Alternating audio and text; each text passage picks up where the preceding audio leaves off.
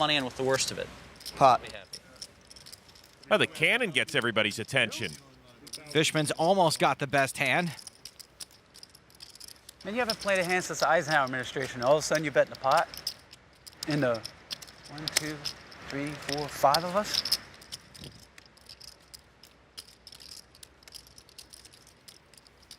Respect. I agree. Respect. No respect. Williams shows no respect. He calls. Locks in 2. Same for Cada. Wow, this is so sick. This is so sick. The rest of these pros are giving Fishman about as much respect as Rodney Dangerfield.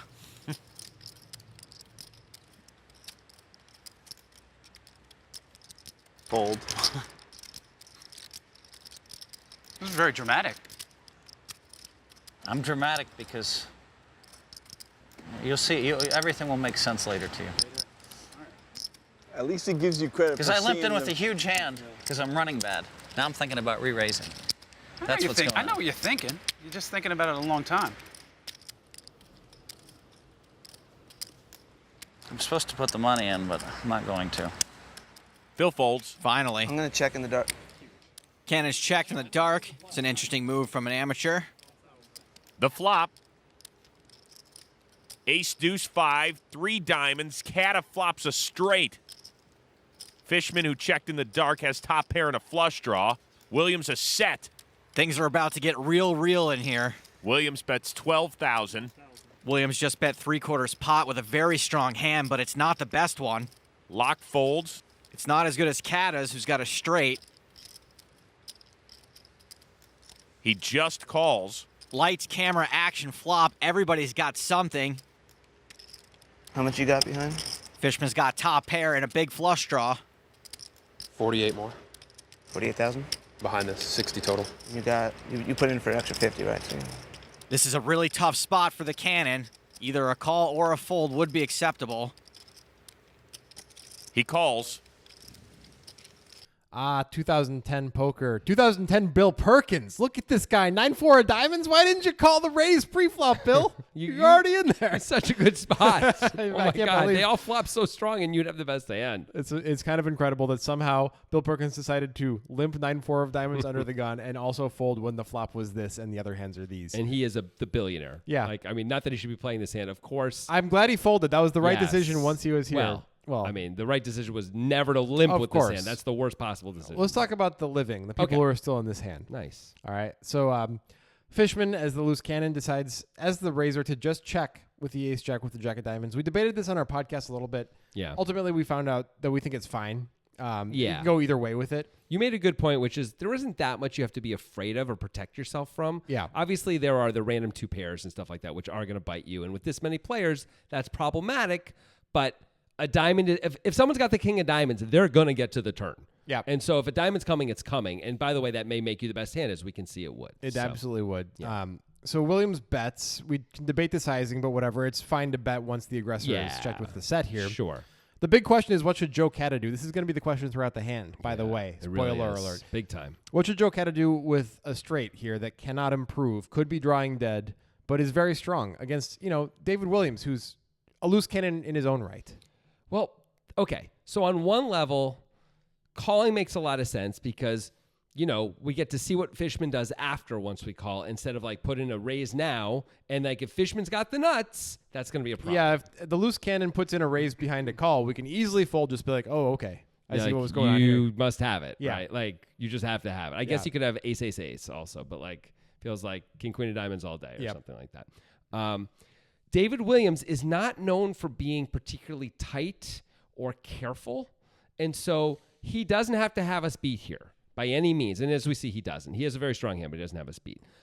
If we raise, the good news is we get to knock out a hand like Fishman has, which is really valuable, right? Yeah. We knock out, if Fishman has coming up with a different kind of hand that might play it this way, 2 red queens. Right. It would be a fabulous thing to knock out 2 red queens here. Now, only if Williams doesn't have a diamond in his hand, but he doesn't. So, no, like if we could see all the hands, of course we'd want to raise, I think. But But I think calling is very reasonable as Cada here. I don't know what's actually better. I guess I would lean towards a call because I'd hate to put in lots of money drawing dead. We can't really fold most of the time if it's just us and Williams going at it, right? No, I think you have to put money in. I think calling is a safe route. I mean, like, we know what we're trying to avoid on the turn. We're done if a diamond comes. If the board pair is even, we might just be done too if Williams bets again. If he bets again, yeah. I mean, Williams is going to have like a pot-sized bet left once we call, and indeed, as we know, Fishman calls as well. So if he ends up if the board pairs and he puts in a huge bet with Fishman behind us, how can we continue? Yeah, and seems like mostly a mistake. So Cada's call, totally fine, totally normal.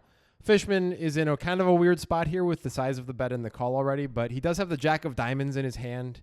Feels kind of mandatory to call. We debated this a bit on our podcast as well. I mean, I wouldn't hate it if he folded, but it's fine. I wouldn't, and even like I was saying, oh yeah, Cada's going to fold if the board pairs on the turn. Like, who knows? David Williams, you could make lots of cases in lots of different directions there, like to not fold also. But here we are. I certainly am fine with Fishman calling on this flop. With this hand, it seems reasonable. You should be reasonable. Be reasonable. Use the link in our pinned tweet and sign up for Nitrogen. It's the only reasonable financial move you'll make all day. Be reasonable. You get access to our automatic overlay tournament. At least 40% of the prize pool is put up by Nitrogen every month. That's no joke. I'm not making it up. I actually can't believe it myself. It's true. Get on Nitrogen. Get you some poker. Be reasonable. King of hearts on the turn. I'm all in. David Williams shoves.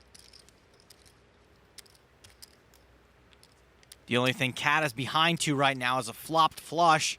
We know David's only got a set. Having a straight puts you in a tough spot here because you cannot improve. If Cada's behind to Williams, he's drawing dead. And if he's ahead, David Williams is likely to have a lot of outs. Cada's getting about 2-1 on his money, which is decent odds. Joe Straight was beaten by Phil's flush just a few hands ago. Let's see if he can make the right call here. Sorry, guys.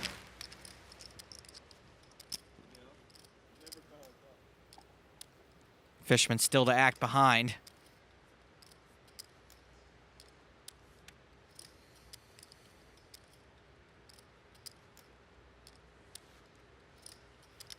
And Cada lays down a straight. Man, I want to know what you laid down. That might make a difference. That was a brutal spot for the kid. If either of you guys want to ask each other a question, I have one for you for the next time. Ace queen with the diamond queen. This should be a much easier laydown for Fishman. I'm going to give it up.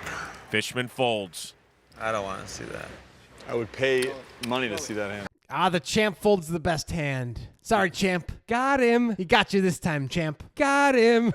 Looks like second place is the winner and the champ's the loser, right? Oh, damn. Yeah. Bring in the old WSOP rivalries. Once again, the turntables have turntabled. That's a good point. Thanks. Yeah. You must be really into the DJ scene. I am surprisingly Yeah. into the whole club scene. You like DJ Phalanx? Oh, with the glow sticks? Yeah. Love that guy. And the swords? Awesome. Incredible. Anyway, here we go. Let's talk about this. Okay. Totally reasonable, it seems to me, for Williams to move in. He's beat. We see that. There are diamonds lurking, but nobody put an aggressive action on the flop besides David Williams. So diamonds are less of a factor. I think if we're Williams, we could reasonably think at least some of the time a straight might raise. Yeah. By the way, the only person we're worried about we're really not worried about a straight at all. I No. mean, look at the board. How could there be a straight? 3-4, it's not likely. If Cada's the only one who can have it, and he's going to raise at least some of the time. Yeah. Anyway, whatever. Even if we're beat by that, who cares? The board can pair. I love shoving here. I don't know what else Williams is supposed to do. Right, because you check and somebody shoves, you're going to call anyway. Right. Why give? And then they get a free diamond, Yeah. a free shot at the diamond. By the way, it could also check through, and a diamond can come on. We could blow away all these medium diamonds potentially that are out there, like the jack of diamonds. All right, let's stop talking about the kiddie pool stuff. Yeah, Let's okay. talk about Cada's decision, because this is an extremely difficult decision, and there are so many factors. Like, it matters a lot who you're against here. It matters a lot that David Williams is known for being quite aggressive and quite loose. It sure does. That helps with the case for calling.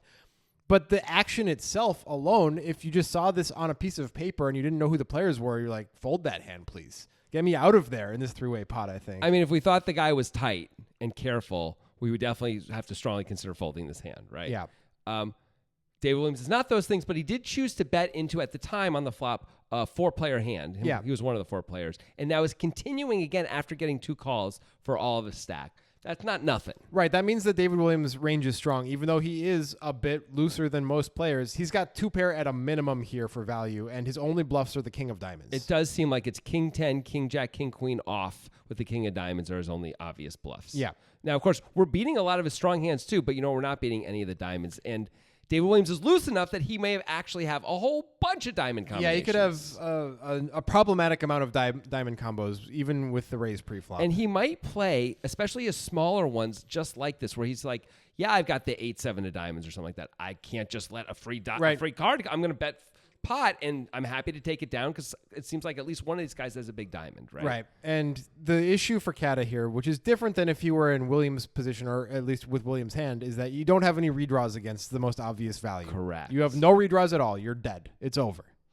The other thing that Cada has to be thinking about is there is a non-zero percentage of the time that Fishman behind him has the nuts. Yeah. Or a monster hand, like, king jack of diamonds kind of a hand, and he's just waiting. And he's like, I don't want to blow. I'm the amateur, so he check calls the flop. He's checked. Williams has done his work for him. Yeah. And Cada can put this money in and then just get such bad news. Yep. Such insanely bad Even news. though it feels like Fishman doesn't usually have 3-4 beat, it's still a possibility and should be a slight factor in Cada's decision. If everything is perfectly even, we should fold just because of that. Yeah. Right? But I think it should only be a minor. But I think it's possible that everything is perfectly even. It's really against close. Williams. Really it's super close. If he has all those diamond combos, those we have to also factor in the times that we are actually ahead. Those hands all have equity against us. Yes, we they don't do. win every time against the sets and the 2 pairs.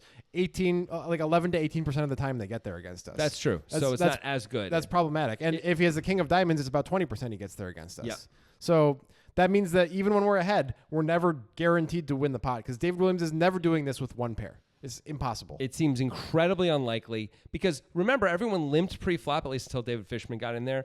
David Williams just doesn't have ace queen with the queen of diamonds here. He just can't have it. He's also not playing it like this post flop, honestly, at this point. He probably isn't. Yeah.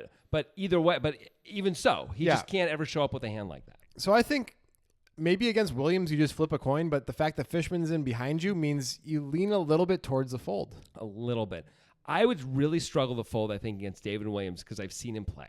Yeah. Enough that I would just think this is a guy who I know is willing to overvalue hands, can be spewy anyway, even when he's not overvaluing hands, can be a little extra bluffy. This hand is really good that I have, and mostly Fishman behind me is going to fold. I think I would lean towards the call, but I completely acknowledge that may be incorrect. Yeah. Let alone it's I lean the close. other way. I lean the way Joe leaned here, Yeah. which is towards a fold. And Yeah. it's one of those spots where if he called, I'd be like, oh, what can you do? And when he folds, I'm like, that seems like an okay decision too. I agree. Yeah. So the main event champ gets main event vamped on out of there because David Williams, made a big bet. What do you guys think about these decisions, though? Do you think would you like to see them play differently and make some of these decisions differently? So notable things are Cada's decisions on both flop and turn. He could really decide to put more chips in either spot. Doesn't, but he could. Do you like that idea or not? We thought they were both really, really close. So if you have a strong opinion about he should definitely be folding or should definitely be raising at different points, like on the flop or on the turn, let us know why. Not just what you think you should do, but why, because we'd love to hear about it. And we'd love to hear about it on Discord. That is where we have lots of fun, people. We're going to create a thread for this hand. You can talk about that hand here.